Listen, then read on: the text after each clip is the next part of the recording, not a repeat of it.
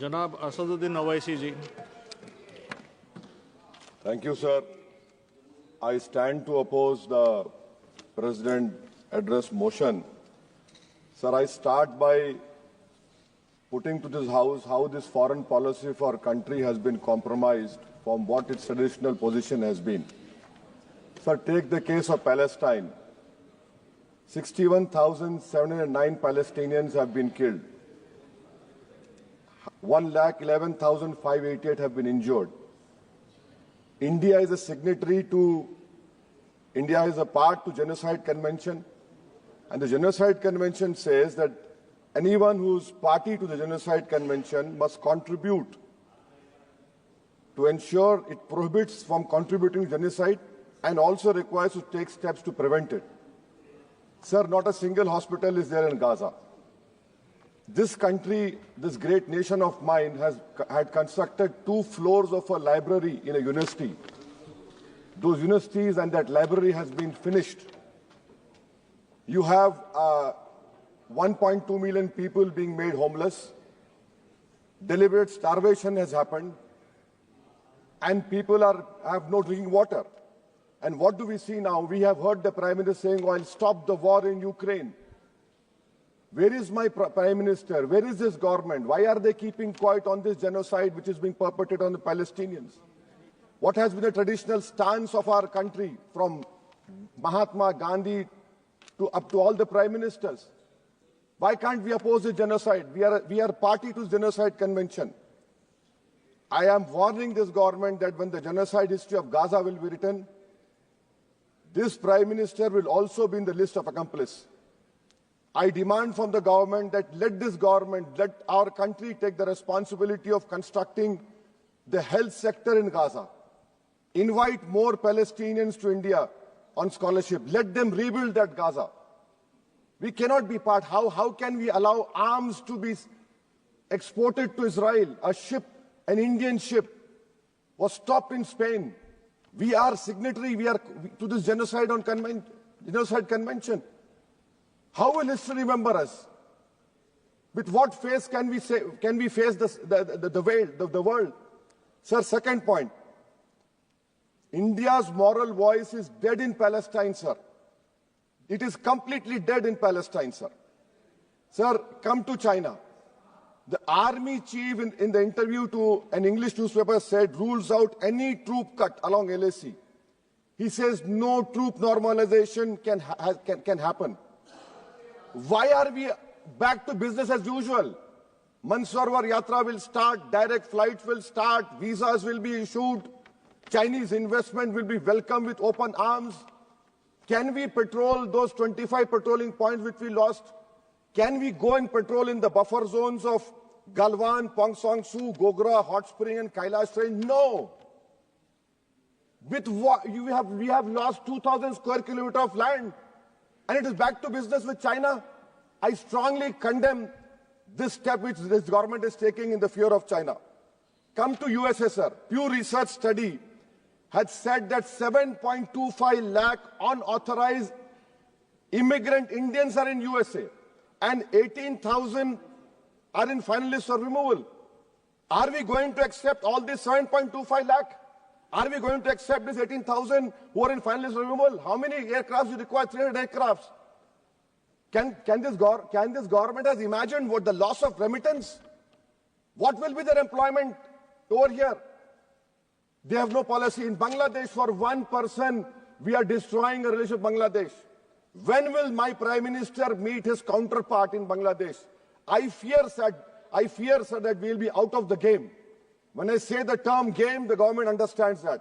Sir, coming to minorities, sir. In 2023-24, 2,064 crores out of the budgetary allocation of 3,000 crores was surrendered by the Ministry of Minority Affairs.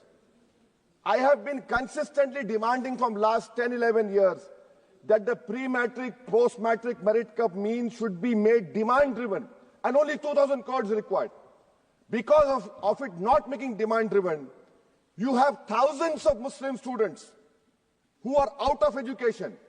There has been empirical studies like the Kundu Committee which said that the reason for Muslim out-of-school children is financial wherewithal. You're not interested to ensure that Muslim children study. My community has the highest illiteracy rate in women.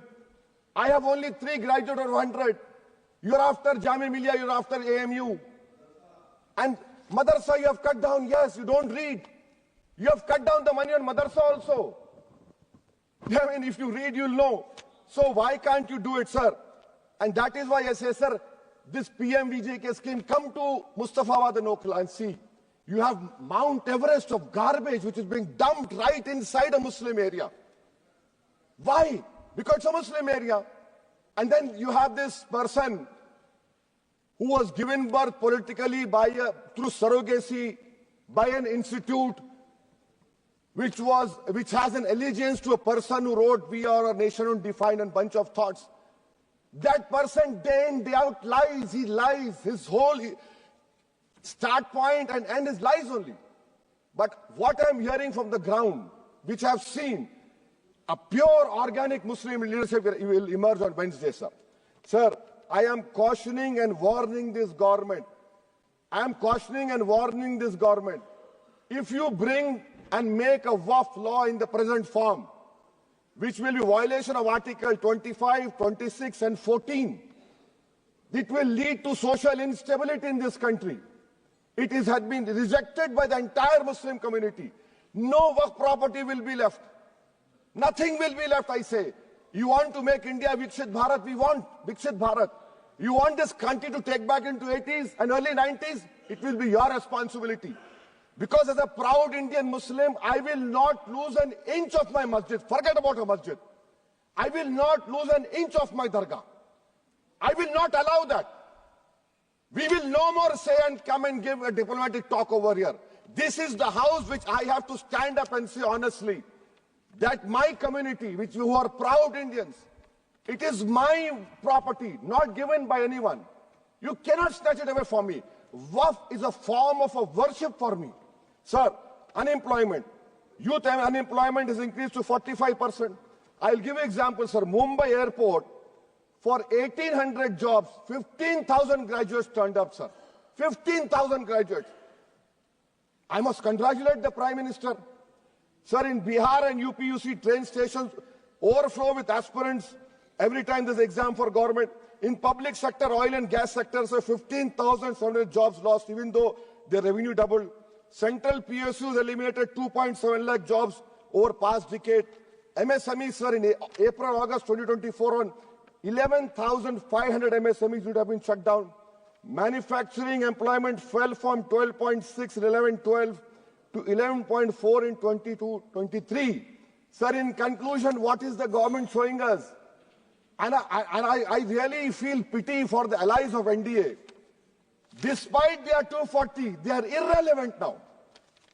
I mean, you can take something here and there, but what about the country at large? What about the youth of this country, which the only nation in the world which has a demographic dividend is India? And this government has failed to uplift the youth. That is why on the grounds which I have submitted, I oppose this present motion, sir. Thank you. माननीय निशिकांत दुबे जी.